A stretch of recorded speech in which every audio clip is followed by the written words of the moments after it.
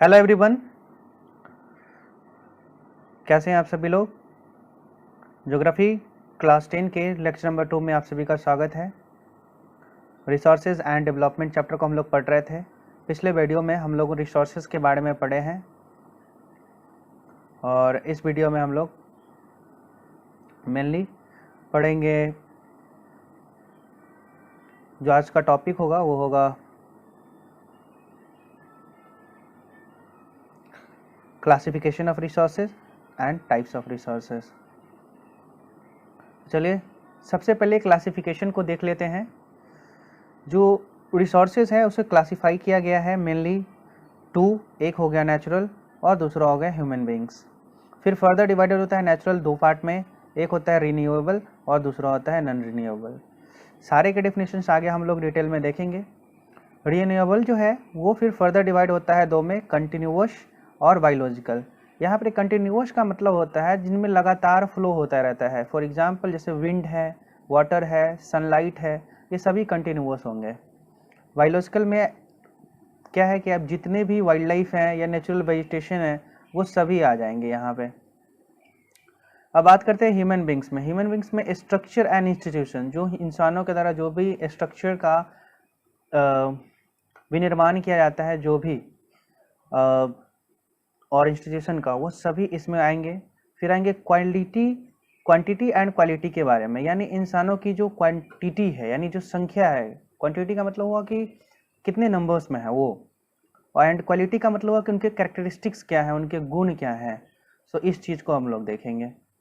यहाँ पे non renewable को हम लोग दो पार्ट में समझेंगे, जो मेनली था रिसाइकेबल और नॉन रिसाइकेबल। देखिए रिसाइकेबल वो ऐसे रिसोर्सेज होते हैं जिन्हें हम फ्रिक्वेंटली यूज कर सकते हैं, यानी बार बार उसे यूज कर सकते हैं अलग अलग फॉर्म में। एंड नॉन रिसाइकेबल होता है जिसे हम सिर्फ एक बार यूज कर सकते हैं, उसके बाद पुनः उसका यूज नहीं कर सकते हैं। तो रिसाइकेबल का जो एग्जाम्पल होगा वो एक हो जाएगा मेटल और नॉन रिसाइकेबल का एक हो जाएगा फॉसिल फ्यूल। चलिए अब हम लोग टाइप्स ऑफ रिसोर्सेज को देखते हैं on their different bases. So first of all हम लोग अगर टाइप्स ऑफ रिसोर्सेज को पढ़ेंगे तो सबसे पहले हम लोग देखेंगे on the basis of origin, जो वाइटिक एंड वाइटिक होते हैं। फिर देखेंगे on the basis of exhaustibility, जिसमें आपको रिन्यूएबल एंड नॉन रिन्यूएबल मिलेगा।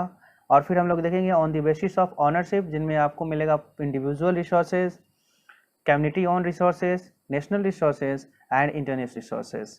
और फिर हम लोग देखेंगे on the basis of status of development. इसमें भी आपको चार तरह के टाइप मिलेंगे, जिनमें पोटेंशियल है, potential resources, developed resources, stock resources and reserve resources. तो चलिए एक एक को हम लोग देखते हैं। पहला है on the basis of origin. देखिए उत्पत्ति के आधार पर रिसोर्सेज को दो पार्ट में बांटा गया है। एक है वाइटिक होता है, दूसरा होता है एवाइटिक। तो देखिए वाइटिक क्या होता है, these are got from biosphere and have a life such as flora and fauna, human beings, livestock, fisheries etcetera. इसके एग्जाम्पल हैं। जैसे देखिए ये सभी जो है ये बायोस्फीयर से लिए जाते हैं, जैव मंडल से, और इनमें लाइफ होता है। क्या होता है इनमें, लाइफ होता है। जैसे आपका फ्लोरा है, फ्लोरा, और फिर फौना। फ्लोरा मतलब जितने भी प्लांट से संबंधित होते हैं उन सभी को कैटेगराइज करते हैं फ्लोरा से, और फौना होता है जो भी एनिमल बींग्स होते हैं उनसे। ह्यूमन बींग्स, लिव स्टॉक, ये सब फौना के ही पार्ट होंगे, फिशरीज वगैरह ये सभी। अब देखते हैं एवाइटिक। एवाइटिक को बोलते हैं अजैविक, वाइटिक को बोलते हैं जैविक और एवाइटिक को बोलते हैं अजैविक। ये होते हैं कंपोज्ड होते हैं किन चीज़ों का, नॉन लिविंग थिंग्स का। ये नॉन लिविंग थिंग्स के होते हैं, जैसे आपका मेटल हो गया, रॉक हो गया, ये सभी इसके क्या हो जाएंगे, एग्जाम्पल हो जाएंगे। नेक्स्ट हम लोग देखेंगे on the basis of exhaustibility, यानी खत्म होने के आधार पे। मतलब बहुत सारे रिसोर्सेज ऐसे होते हैं जो खत्म होते हैं, इसके आधार पर अगर देखा जाए, एग्जॉस्टिबिलिटी के आधार पर देखा जाए तो देखिए पहला होगा रिन्यूएबल और दूसरा होगा नॉन रिन्यूएबल। रिन्यूएबल को इन हिंदी बोलते हैं हम लोग नवीकरणीय। देखिए a renewable resource is a resource which can be use repeatedly and replace naturally. Renewable energy almost never runs out. For example solar energy, wind etcetera. Water वगैरह भी रिन्यूएबल रिसोर्स में ही आते हैं। जैसे देखिए वो रिन्यूएबल रिसोर्स जो होते हैं वो ऐसे रिसोर्स होते हैं जिन्हें हम बार बार भी अगर यूज करते रहें तभी वो नेचुरली काफ़ी कम समय में फिर से बन जाते हैं और वो कभी भी ख़त्म नहीं हो सकते। जैसे सोलर एनर्जी है, विंड है, वाटर वगैरह है, ये सभी इसके एग्जाम्पल हो जाएंगे। अब हम लोग देखेंगे कि नॉन रिन्यूएबल रिसोर्स जो होते हैं वो क्या होते हैं। तो सबसे पहले देखिए जो ये नॉन रिन्यूएबल रिसोर्स है, ये non renewable resource is a natural resource that is used up. पहला अब हम लोगों ने देखा इंडिविजुअल, फिर हम लोगों ने देखा कम्युनिटी ऑन, और अब हम लोग देखेंगे नेशनल रिसोर्स को। अब देखिए national resource are resources which are pertain to the nation and legally the country has authority to use these resources। अब देखिए क्या होता है, नेशनल रिसोर्सेज जो होते हैं वो सारे रिसोर्सेज होते हैं जो किसी भी एक कंट्री से पर्टेन करता है, यानी संबंधित होता है, रिलेटेड होता है, और लीगली ये कंट्री के पास अथॉरिटी होती है कि उनका वो यूज कर सकता है। या इवन हम लोग कह सकते हैं on technical ground all types of resources belong to the nation, यानी जितने भी रिसोर्सेज होते हैं किसी भी पार्टिकुलर कंट्री के, वो सभी क्या होता है, नेशनल रिसोर्स ही होता है। इवन आपकी जो प्राइवेट प्रॉपर्टी होते हैं, पब्लिक गुड जो होते हैं, वो सभी है ना पब्लिक गुड के लिए वो इसे यूज भी कर सकते हैं, है ना। अब देखिए कुछ जो एग्जाम्पल होंगे, सम एग्जाम्पल यहाँ पर दिया गया नेशनल रिसोर्स का, वो हो जाएंगे wild life, reverse, forest, canals और एरियाज हो जाएंगे with in the political boundary. ठीक है, जो भी पॉलिटिकल बाउंड्री के विद इन में जो भी एरिया आता है वो। उसके अलावा अगर कोस्टल एरिया की बात करें तो कोस्ट से यानी जो ओशनिक एरिया होता है ये होंगे लगभग 12 नॉटिकल मील्स। ठीक है, यानी लगभग अगर किलोमीटर में बात करें तो 22.2 किलोमीटर ये होता है किसी भी कंट्री का टेरिटोरियल वाटर। ठीक है ना। अब इसको एक मैप के थ्रू हम लोग देखेंगे। ठीक है, अब देखिए अब यहाँ पे आपको इंडिया का मैप दिख रहा होगा, तो थोड़ा सा देखेंगे कि भारत का जो, पहले तो ये समझ लीजिए कि जो भी इस पॉलिटिकल बाउंड्री के अंडर में जो भी एरिया होंगे वो सभी क्या होगा, इंडिया का होगा, या किसी एक पार्टिकुलर, हम इंडिया को एज एग्जाम्पल के थ्रू समझ रहे हैं, होगा। उसके बाद अगर बात करें कि ओशनिक एरिया कितना होगा, तो ओशनिक मान लेते हैं कि यहाँ से यहाँ तक 12 किलोमीटर पड़ता है, तो 22.2 किलोमीटर, तो यहाँ तक का जो पार्ट होगा वो सब भारत का ही हिस्सा होगा। ठीक है, वो सभी क्या होगा, भारत का हिस्सा होगा। इतना क्लियर है कि ओशनिक एरिया में अगर बात करें तो लगभग 12 नॉटिकल मील जो होता है वो क्या होगा, वो किसी भी एक पार्टिकुलर कंट्री से ही का ही होता है, उसी से बिलोंग करता है। चलिए अब आते हैं नेशनल रिसोर्स के बाद इंटरनेशनल रिसोर्सेज के बारे में। अब देखिए ये जो रिसोर्सेज होते हैं मेनली ये रिसोर्सेज होते हैं, कुछ ऐसे भी रिसोर्सेज होते हैं जिन्हें इंटरनेशनल इंस्टीट्यूशन जो होता है वो रेगुलेट करता है। ठीक है, यानी देयर आर सम इंटरनेशनल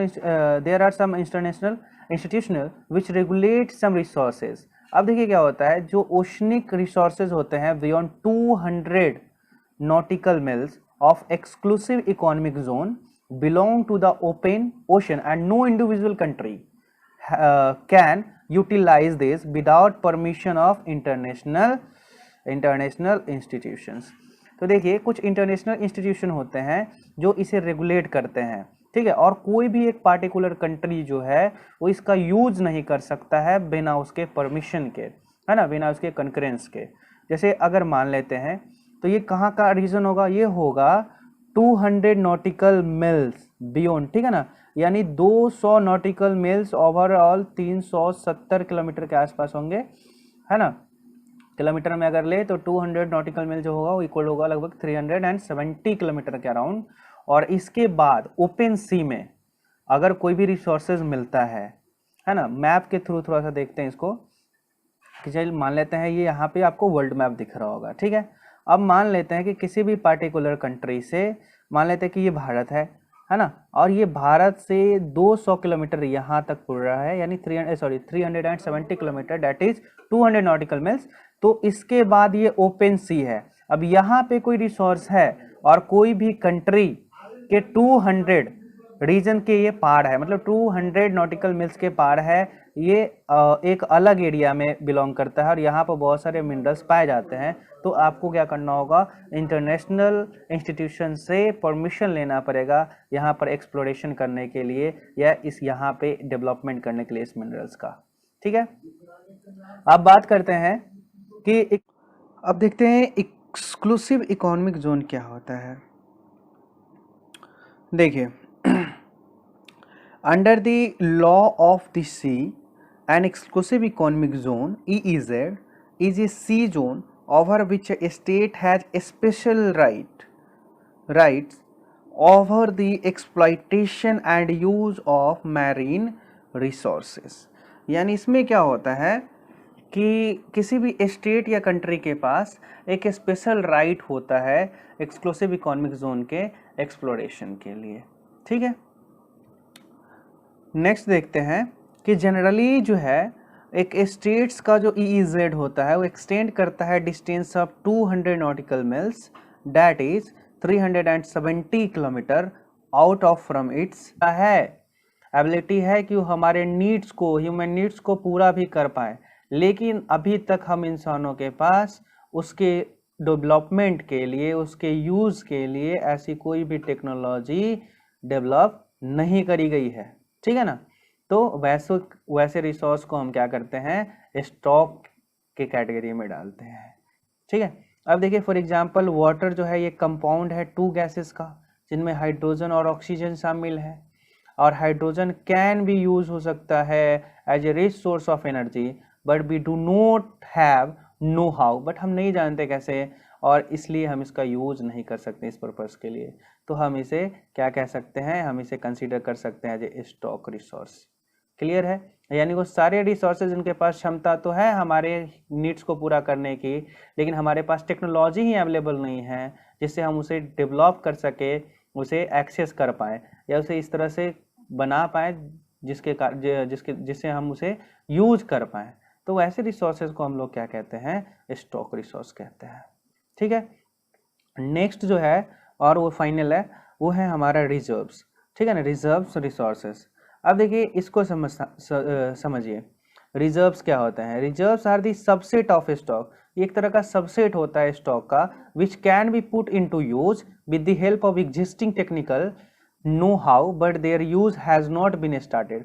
तो मतलब ये सबसेट है एक तरह का, इसका मतलब हमारे पास टेक्नोलॉजी अवेलेबल है जिससे अभी जो हमारे पास टेक्नोलॉजी है, एग्जिस्टिंग टेक्नोलॉजी, इससे हम यूज इसका कर सकते हैं, लेकिन इसके बावजूद भी हम इसका यूज नहीं कर रहे हैं फ्यूचर रिक्वायरमेंट्स के लिए, कि आने वाले समय में हम इसका यूज करेंगे। जैसे river water can be used for generating hydro electric power but presently it is being utilised only it is a limited extent. तो जैसे देखिए आपको पता है कि रिवर वाटर को हम लोग यूटिलाइज कर सकते हैं जनरेट करने के लिए हाइड्रो इलेक्ट्रिसिटी को, है ना, लेकिन अभी अगर बात करें तो इसे हम लोग एक लिमिटेड एक्सटेंट में ही यूज कर रहे हैं। थस जो वाटर है डैम्स के अंदर, फॉरेस्ट जो है, एक तरह का ये रिजर्व है। ठीक है ना, और इसे हम लोग फ्यूचर में यूज कर सकते हैं। तो यही था आज के इस वीडियो में। मेनली हम लोग पढ़े थे क्लासिफिकेशन ऑफ रिसोर्सेज, और फिर हम लोग पढ़े थे types of resources on their different basis. ठीक है, तो फिर मिलते हैं नेक्स्ट वीडियो में। Keep studying, thank you everybody. Faster than it can be made by nature. अब देखिए क्या होता है कि नॉन रिन्यूएबल रिसोर्स वैसे रिसोर्स होते हैं, एक तरह के वैसे नेचुरल रिसोर्स होते हैं जो कि काफ़ी तेज़ी से अगर यूज़ किए जाएं, या जो यूज़ होते हैं वो इन्हें बनने में, इनका जो फॉर्मेशन होता है वो काफ़ी ज़्यादा स्लो होता है। नॉर्मली अगर समझा जाए तो ये क्या होता है, ऐसे रिसोर्स होते हैं जिनका यूज़ जो होता है वो क्या होता है, अगर किया जाए तो ये काफ़ी देर से बनते हैं। जैसे इसके एग्जांपल हो जाएंगे आपके सॉइल वगैरह हो जाएंगे, कोल हो सकते हैं, ठीक है ना, कोल, पेट्रोलियम वगैरह जो हैं ये सब हो सकते हैं। इनको बनने में काफ़ी ज़्यादा समय लगता है, इवन मिलियंस ऑफ ईयर लग जाते हैं इसके फॉर्मेशन में। नेक्स्ट हम लोग देखेंगे on the basis of ownership. On the basis of ownership में हम लोग पहले देखेंगे वो है इंडिविजुअल। एक्चुअली इंडिविजुअल रिसोर्स जो होता है वो क्या होते हैं, तो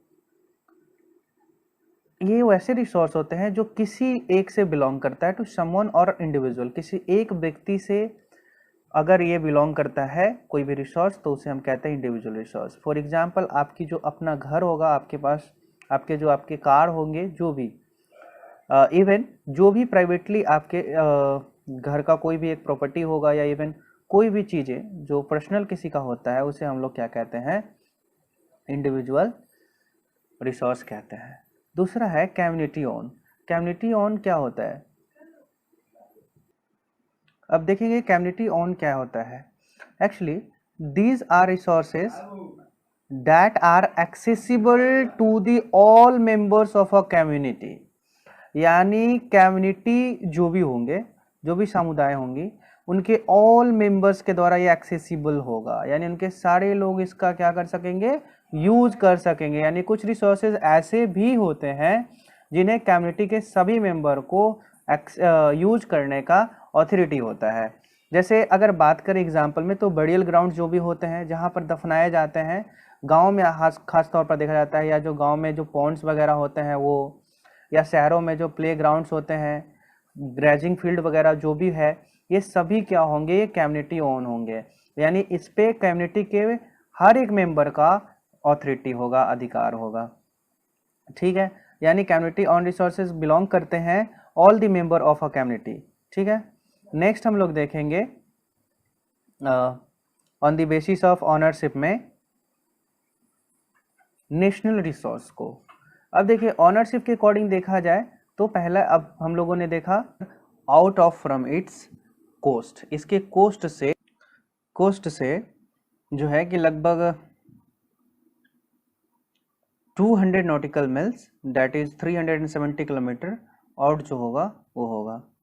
ठीक है, इसके एक्सेप्शंस भी होते हैं इस रूल के। इसमें क्या होता है कि जब यहाँ पे एक एग्जांपल के थ्रू समझिए कि ओके ठीक है, यहाँ पर मान लीजिए कि एक कंट्री है, ठीक है, ये कंट्री है ए और एक कंट्री है ये बी। ठीक है, ये दोनों उसकी पॉलिटिकल बाउंड्री है, और यहाँ से इस दोनों के बीच का जो डिस्टेंस है वो है 3 किलोमीटर, 300 नॉटिकल मिल्स।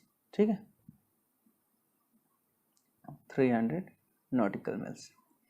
अब क्या है कि इसके पास राइट्स है 200 किलोमीटर तक का, यहाँ तक का, और इसके पास भी राइट्स है 200 किलोमीटर लगभग यहाँ तक का। तो ऐसी स्थिति में क्या होता है, जब ओवरलैप करेगा तो इस स्थिति में कि मान लीजिए कि अगर रिसोर्स यहाँ पर मिला है इसके एक 200 अकॉर्डिंग 200 नॉटिकल मिल्स के आसपास, तो इसका राइट्स कंट्री एक हो जाएगा। अब मान लीजिए कि कोई एक रिसोर्सेज है जो यहाँ पे मिला है, ठीक है, यहाँ पर, तो जो कंट्री इससे नियरेस्ट होगा, जो कंट्री इसके नज़दीक होगा, क्लोज होगा, उसका राइट्स जो है डिफ़ॉल्टली इसके पास चला जाएगा। ठीक है, यानी जो भी कंट्री किसी एक रिसोर्स के नज़दीक होगा उसके पास क्या हो जाएगा, चला जाएगा उसकी ऑथोरिटी एक्सप्लोरेशन करने की। क्लियर है? चलिए अब देखते हैं कि एक्सक्लूसिव इकोनॉमिक जोन जो है वो कहाँ से स्टार्ट होगा। वो स्टार्ट होगा कोस्टल बेसलाइन जो होगी उससे लगभग 200 नॉटिकल मिल्स में सी के अंदर, है ना, और ये परपेंडिकुलर होंगे उसके बेस लाइन के। थस द EEZ जो है वो ओवरलैप करता है कॉन्टिजुअस जोन को और टेरिटोरियल वाटर दोनों को। ठीक है, अब जो टेरिटोरियल वाटर होते हैं हम आपको बता चुके हैं कि 12 नॉटिकल मिल्स जो होगा, यानी लगभग 22.2 किलोमीटर अराउंड, ये क्या होते हैं, किसी भी कंट्री के पॉलिटिकल बाउंड्री से ओशनिक एरिया में अगर 12 नॉटिकल मिल तक का जो एरिया होता है वो टेरिटोरियल वाटर कहलाते हैं। ठीक है, किसी भी कंट्री का। अब देखेंगे हम लोग रिसोर्स को on the basis of status of development. ठीक है, अब हम लोग देखेंगे on the basis of status of development. तो सबसे पहले आता है पोटेंशियल रिसोर्स। पोटेंशियल रिसोर्स क्या होते हैं, तो देखिए resources which are found in a region but have not been utilised, है ना, मतलब कोई भी एक रिसोर्सेज जो किसी एरिया में, किसी रीजन में मिलते तो हैं लेकिन अभी तक उसे यूटिलाइज नहीं किया गया है, अभी तक उसका उपयोग, उसका एक्सप्लोरेशन, उसका डेवलपमेंट स्टार्ट नहीं हुआ है, तो हम अगर तो वैसे रिसोर्सेज को हम क्या कहते हैं, पोटेंशियल रिसोर्सेज कहते हैं। जैसे एग्जांपल के लिए अगर हम बात करें तो जो वेस्टर्न पार्ट है इंडिया का, मेनली जो आपका राजस्थान वाला रीजन है और गुजरात वाला, तो यहाँ पर क्या इनॉर्मस पोटेंशियल है डेवलपमेंट ऑफ विंड और सोलर एनर्जी का। राजस्थान में सोलर एनर्जी के लिए डेवलप किया जा सकता है। उसके अलावा गुजरात में बात करें तो एयर के लिए, जो विंड है उसके लिए।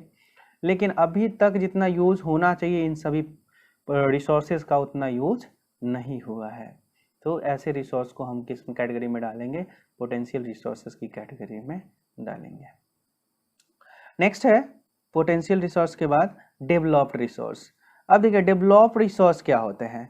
अब देखिए resources which are surveyed and quality and quantity have been determined for utilisations, है ना। तो अब देखिए क्या है कि रिसोर्सेज जो होंगे जिसे सर्वे किया जा चुका है, उसकी क्वालिटी यानी किस क्वालिटी की है, क्या उसकी कैरेक्टरिस्टिक्स हैं, और उसकी क्वांटिटी यानी कितना अमाउंट में है, ये दोनों भी क्या कर दिया जा चुका है, डिटरमाइन किया जा चुका है, जान लिया गया है और यूटिलाइजेशन के लिए, ठीक है, या उसका यूटिलाइजेशन भी हो रहा है। तो वैसे रिसोर्स को हम लोग क्या कहते हैं, डेवलप्ड रिसोर्स कहते हैं। इसका जो एग्जांपल होगा कोल होगा, पेट्रोलियम होंगे, है ना, ये सभी क्या हो जाएगा, डेवलप्ड रिसोर्स ही होगा। उसके अलावा बात करिए डेवलपमेंट ऑफ रिसोर्स जो है वो डिपेंड होता है technology and level of feasibility. अब देखिए यहाँ पर देखिए कि टेक्नोलॉजी भी हमारे पास होनी चाहिए किसी भी रिसोर्स को डेवलप करने के लिए। अब जरूरी नहीं कि रिसोर्स को डेवलप करने के लिए सिर्फ रिसोर्स का होना ही आवश्यक होता है, बल्कि उसके लिए टेक्नोलॉजी और उसके लेवल ऑफ जो फिजिबिलिटी होती है उसको भी कंसीडर किया जाता है, ठीक है। नेक्स्ट देखते हैं